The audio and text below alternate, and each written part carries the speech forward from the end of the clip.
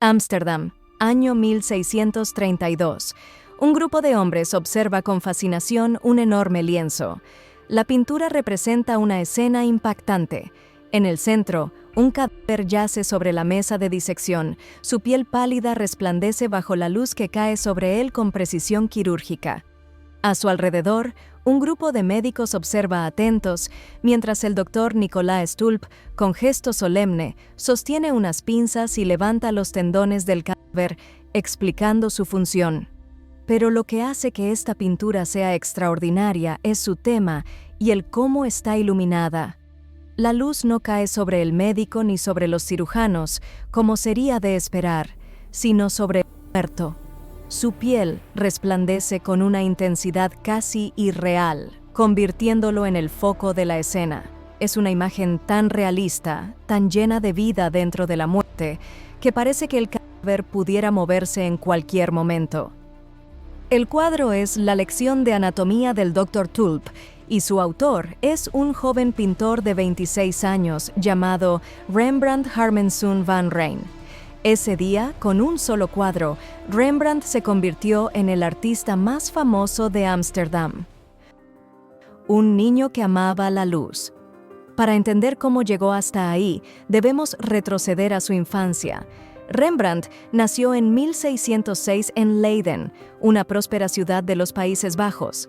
Su padre, Harmen Gerritzoon van Rijn, era molinero, un oficio esencial en una región donde los molinos controlaban las aguas y permitían la agricultura.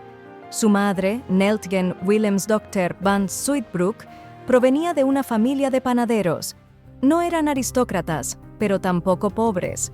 Leiden tenía una de las universidades más prestigiosas de Europa, y la familia de Rembrandt, con aspiraciones de ascenso social, lo envió a estudiar allí con la esperanza de que se convirtiera en un hombre de letras.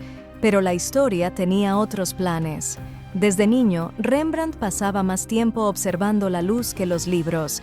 Se maravillaba con la forma en que el sol iluminaba los rostros en el mercado, cómo las sombras se alargaban al atardecer, cómo los reflejos del agua transformaban la ciudad en un cuadro en movimiento. A los 14 años, contra todo pronóstico, abandonó la universidad para dedicarse al arte. Su familia, aunque sorprendida, lo apoyó. Su primer maestro fue Jacob van Swanenburg, un pintor de Leiden que había trabajado en Italia y que le enseñó lo básico del dibujo y la perspectiva. Pero el verdadero cambio llegó cuando, a los 17 años, se trasladó a Ámsterdam para estudiar con Peter Lastman, un pintor especializado en escenas históricas y bíblicas. Lastman tenía algo que Rembrandt necesitaba: un sentido del drama. Sus cuadros estaban llenos de gestos intensos, colores vibrantes y composiciones que parecían sacadas de una obra de teatro. Aprendió rápido y, con solo 18 años, regresó a Leiden y abrió su propio taller. Pero Leiden era una ciudad demasiado pequeña para su ambición. Si quería triunfar, debía conquistar Ámsterdam. Ámsterdam, la ciudad que lo cambió todo. En 1631, con apenas 25 años, Rembrandt tomó una decisión arriesgada. Dejó Leiden y se estableció en Ámsterdam. Era un salto gigantesco. Ámsterdam era la ciudad más rica de los Países Bajos y el centro comercial y cultural de Europa. Sus canales estaban llenos de barcos que traían especias de las Indias Orientales.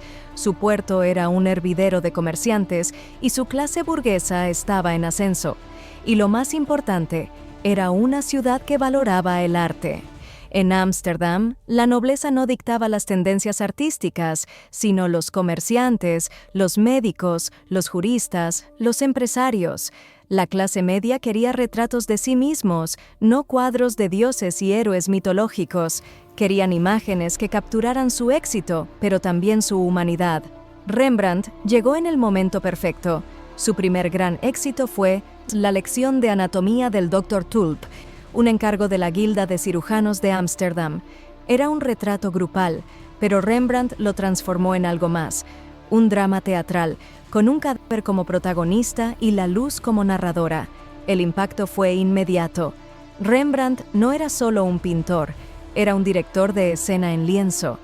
A partir de entonces, todos querían un retrato suyo. Burgueses, académicos y mercaderes hicieron fila para ser pintados por él. Y no solo eso, se convirtió en maestro y mentor de una generación de pintores jóvenes, estableciendo un taller donde formó a futuros artistas. Pero la vida no era solo arte. En 1634, Rembrandt se casó con Saskia van Uylenburg, una mujer de la aristocracia con quien vivió los años más felices de su vida. Saskia le dio estabilidad económica y además fue su musa. Aparece en muchos de sus cuadros, a veces como una diosa. Uno de los retratos más hermosos de esta época es Saskia como Flora, donde ella aparece vestida con una túnica y una corona de flores, iluminada con la luz cálida que solo Rembrandt sabía capturar. Eran tiempos dorados. Tenía fama, riqueza, amor, pero todo lo que sube debe caer. El presagio de la tragedia. En 1638, la felicidad comenzó a desmoronarse. Saskia tuvo 3 hijos que murieron en la infancia.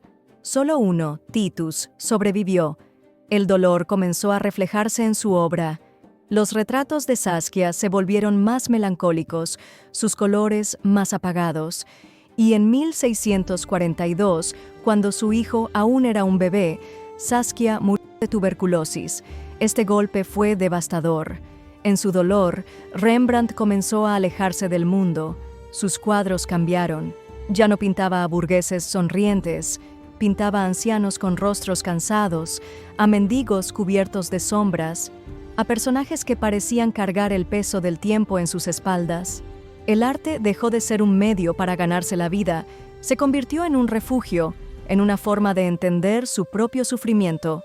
Poco después, la tragedia se convirtió en ruina. En 1642, el mismo año en que Saskia murió, Rembrandt recibió el encargo de su vida. La Ronda de Noche, un cuadro que lo inmortalizaría y al mismo tiempo destruiría su carrera. El fracaso, la obra que arruinó a Rembrandt. Los pinceles se deslizaban sobre el lienzo con rapidez, trazando figuras envueltas en sombras y luz. Rembrandt estaba creando algo monumental. No era un simple retrato de grupo, era una escena en movimiento, un fragmento de tiempo detenido en la tela. Cuando La Ronda de Noche fue terminada, la sorpresa en Ámsterdam fue absoluta. Esperaban un cuadro solemne y estático, una típica imagen de soldados posando con orgullo. Pero Rembrandt había hecho algo radicalmente diferente. Las figuras no estaban alineadas en filas rígidas, sino en pleno movimiento. Un capitán con su teniente avanzaban con firmeza, mientras sus hombres se organizaban detrás de ellos. Algunos hablaban, otros alzaban sus armas, y en el centro, una misteriosa niña con un vestido dorado iluminado como un ángel parecía observar al espectador. La luz y las sombras se entrelazaban de forma teatral, guiando la mirada como si se tratara de una obra de teatro. La pintura vibraba de energía, de caos, de vida. Rembrandt había creado un cuadro sin precedentes, y su innovación le costó todo. La traición del éxito. Los miembros de la milicia de Ámsterdam, quienes encargaron la obra, se sintieron traicionados. En su mente habían pagado por un retrato grupal donde cada hombre pudiera ser claramente identificado, con rostros visibles y posturas heroicas. En cambio, algunos quedaron en la penumbra, otros apenas eran distinguibles. No había una jerarquía clara, y lo más insultante, la misteriosa niña en el centro llamaba más la atención que algunos de los propios soldados. Para Rembrandt, la pintura era una obra maestra. Para ellos, era una afrenta. Lo que sucedió después fue devastador. Los patrocinadores comenzaron a distanciarse de él. Los encargos disminuyeron drásticamente. Los mecenas de la alta sociedad dejaron de solicitar sus retratos. En cuestión de meses, pasó de ser el pintor más demandado de Ámsterdam a un artista incómodo, problemático, demasiado arriesgado. Para un hombre que vivía de su arte, esto significaba ruina. Pero en lugar de cambiar su estilo para recuperar clientes, Rembrandt se encerró aún más en su propio mundo. El declive financiero, de la opulencia a la quiebra. Antes de la ronda de noche, Rembrandt había amasado una fortuna. Sus cuadros le habían dado ingresos suficientes para comprar una enorme casa en el barrio más exclusivo de Ámsterdam. Era un hombre próspero, con un taller repleto de aprendices y una colección de arte envidiable. Pero después de 1642, su vida comenzó a desmoronarse. Sin nuevos encargos, sus finanzas entraron en crisis. Aún así, se negó a reducir su estilo de vida. Continuó comprando costosas pinturas y antigüedades. Se endeudó hasta límites insostenibles y en 1656 se vio obligado a declarar bancarrota. La casa, su estudio, sus colecciones, todo fue confiscado y subastado para pagar sus deudas. El mismo hombre que una vez fue el pintor más cotizado de Ámsterdam, ahora vivía en la miseria. El escándalo con Hendrik G. Stoffels. Si su vida profesional se había derrumbado, su vida personal tampoco le daba tregua. Después de la muerte de Saskia, Rembrandt no volvió a casarse, pero su corazón encontró compañía en Hendrik G. Stoffels, una joven sirvienta de su hogar. Lo que podría haber sido un nuevo capítulo de amor se convirtió en otro motivo de escándalo. La Iglesia Reformada de Ámsterdam, estricta y puritana, no aprobaba que Hendrik J. viviera con él sin estar casados. Fue llamada a juicio por comportamiento inmoral y terminó excomulgada. La sociedad le dio la espalda a la pareja. Rembrandt, quien ya estaba arruinado financieramente, ahora también era visto como un hombre caído en desgracia. Pero a pesar de todo, la relación con Hendrik le dio algo de luz en medio de la oscuridad. Ella se convirtió en su apoyo incondicional, ayudándolo en sus años más difíciles. Un nuevo estilo, el arte de la melancolía. Tras perderlo todo, Rembrandt cambió su manera de pintar. Ya no buscaba atraer clientes ni agradar a la élite. Sus pinceladas se volvieron más sueltas, su luz más tenue, su paleta más oscura. Pintaba desde la introspección, desde el dolor, desde la vida misma. Sus retratos de esta época son diferentes a los anteriores. Los rostros ya no buscan halagar, buscan mostrar la verdad. Las arrugas, las cicatrices, las miradas cansadas son el centro de la composición. La luz ya no glorifica, sino que revela el paso del tiempo. Uno de los cuadros más impactantes de esta etapa es Retrato de Hendrik Stoffels. No es una imagen idealizada, es real, es humana. La pintura captura su mirada con una sinceridad que pocos artistas han logrado. Es como si Rembrandt estuviera pintando además de su rostro, su alma. Este nuevo estilo no le devolvió el éxito comercial, pero lo convirtió en un maestro de la emoción, en un narrador de la vida y la fragilidad humana. La última gran obra. Para 1660, Rembrandt vivía en un pequeño apartamento alquilado. Sus amigos más cercanos habían muerto y su salud empezaba a deteriorarse, pero en medio de la decadencia, creó una de las obras más conmovedoras de la historia del arte, El retorno del hijo pródigo. La escena muestra el momento en que un padre recibe a su hijo arrepentido después de años de ausencia y sufrimiento. Pero lo que hace que la pintura sea inolvidable es su forma de narrar la emoción. La luz envuelve al hijo con una calidez reconfortante, resaltando su miseria y vulnerabilidad. El padre, con las manos gastadas por los años, toca a su hijo con una ternura inmensa. La figura del hermano mayor observa desde la sombra, con una mirada de resentimiento y duda. Es un cuadro que habla de redención, de perdón, de pérdida y de humanidad. ¿Fue un autorretrato emocional? ¿Se veía Rembrandt reflejado en el hijo pródigo? ¿O quizás en el padre, después de haber perdido todo y aprender a perdonar la dureza de la vida? Nunca lo sabremos. Lo que sí sabemos es que esta pintura marcó su despedida. Rembrandt había pasado de ser el artista más célebre de Ámsterdam a un hombre arruinado, rechazado por la sociedad y olvidado por muchos. Sin embargo, su arte no perdió fuerza. Al contrario, se hizo más profundo, más real, más humano. El ocaso de un genio y su inmortalidad. El taller de Rembrandt, alguna vez lleno de aprendices y clientes adinerados, ahora estaba en penumbras. El eco de los pinceles sobre el lienzo resonaba en una sala casi vacía. Su mundo se había reducido a unas pocas personas y a sus pinturas, que eran lo único que le quedaba. Hendrik J. Stoffels, su fiel compañera y la única que le había dado estabilidad en medio de la ruina, enfermó de manera repentina. Durante meses, Rembrandt la vio desvanecerse lentamente, hasta que en 1663 la muerte se la llevó. Era un golpe devastador. Hendrik J. había sido su amante, su musa y su refugio. Ahora, la única persona que lo acompañaba era su hijo Titus, el único sobreviviente de la tragedia que había marcado su vida familiar. Pero el destino, cruel como una sombra que nunca se disipa, no había terminado con él. La muerte de su última esperanza. Rembrandt había depositado toda su esperanza en Titus.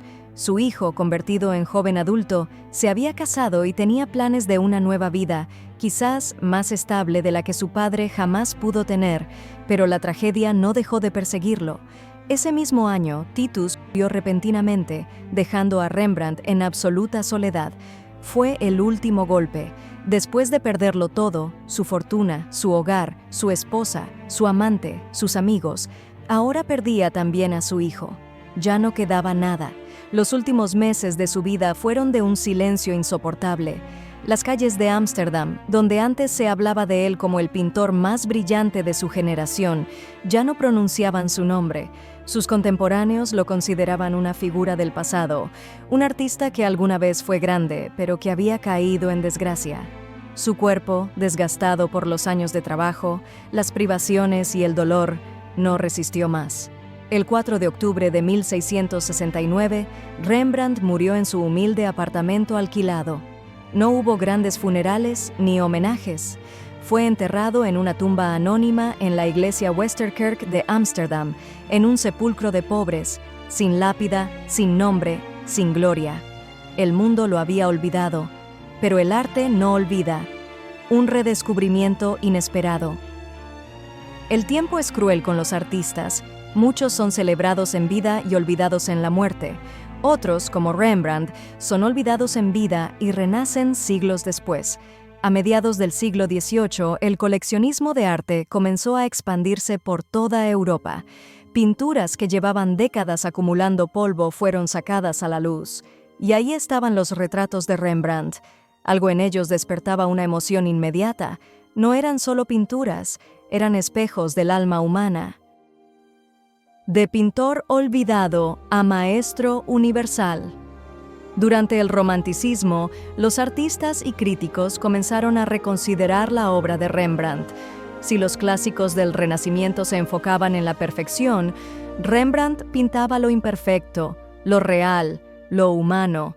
El pintor se convirtió en un ícono de la individualidad y la emoción, de la capacidad de un artista de trascender las reglas para expresar lo más profundo de la condición humana.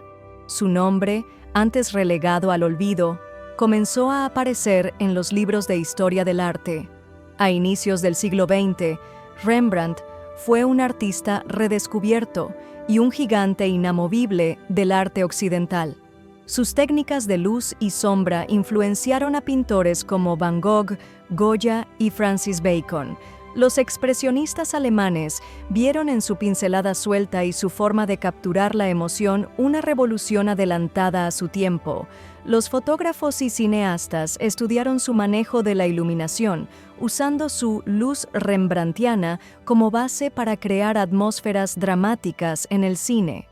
La técnica de luz rembrandtiana, un legado inmortal.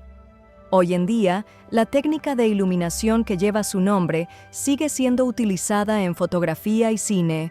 La luz rembrandtiana se basa en contrastes dramáticos entre luces y sombras, creando un triángulo de luz en el rostro del sujeto que otorga profundidad y dramatismo.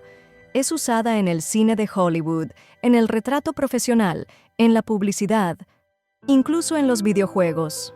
Su forma de ver la luz inspiró el arte y cambió la manera en que percibimos la imagen misma. En el siglo XXI, las pinturas de Rembrandt alcanzaron cifras que habrían sido impensables en su época. Un solo retrato suyo puede venderse por cientos de millones de dólares. Las mismas obras que en vida no le dieron estabilidad económica, ahora son tesoros incalculables del arte universal. El mundo tardó siglos en reconocer su genio, pero lo hizo. Rembrandt y la humanidad, un artista que pintó el alma. ¿Por qué seguimos fascinados con Rembrandt? Porque sus pinturas no buscan la perfección, buscan la verdad. Mientras los grandes maestros de su tiempo buscaban la gloria de los héroes y la belleza de los dioses, Rembrandt pintó la vida tal como es, cruda, imperfecta, conmovedora, auténtica. Capturó la mirada de un anciano cansado, la sonrisa de una mujer humilde, la tristeza de un hombre que ha perdido todo. Sus retratos no son solo imágenes, son historias. La paradoja de Rembrandt, olvidado en vida, inmortal en la historia. Si hubiese aceptado adaptarse al gusto del público, si hubiese suavizado su estilo, quizás nunca habría caído en la ruina. Pero Rembrandt no pintó para su tiempo, pintó para la eternidad. Su arte no necesitaba de la aprobación inmediata, porque estaba destinado a trascender, y lo logró. Hoy, más de 350 años después de su muerte, su obra sigue viva. Sus retratos nos miran desde los museos más importantes del mundo. Su luz sigue iluminando el rostro de actores en la gran pantalla. Su historia sigue siendo un recordatorio de que el verdadero arte no busca la fama instantánea. Lo que realmente busca es la verdad eterna. El legado de Rembrandt en el siglo XXI. Sus pinturas se encuentran en el Louvre, el Rijksmuseum, el Met y otros museos de prestigio mundial. Su técnica de iluminación es un estándar en la fotografía profesional. Sus autorretratos siguen siendo una de las exploraciones más profundas del ser humano en la historia del arte. Rembrandt murió solo y olvidado, pero su arte jamás murió. Hoy su legado es innegable, un testamento de la resiliencia del genio humano. Su vida fue una tragedia, pero su obra fue una victoria sobre el tiempo. Porque mientras el mundo siga observando sus retratos, Rembrandt seguirá vivo. Y ahora dime, ¿qué ves cuando miras sus pinturas? Tal vez veas el pasado, tal vez veas el futuro, o tal vez te veas a ti mismo. Si este viaje por la vida y obra de Rembrandt te ha gustado, suscríbete a Curiosiarte y activa las notificaciones. Aquí exploramos a los genios que desafiaron su tiempo y cambiaron la historia del arte para siempre. Nos vemos en el próximo video.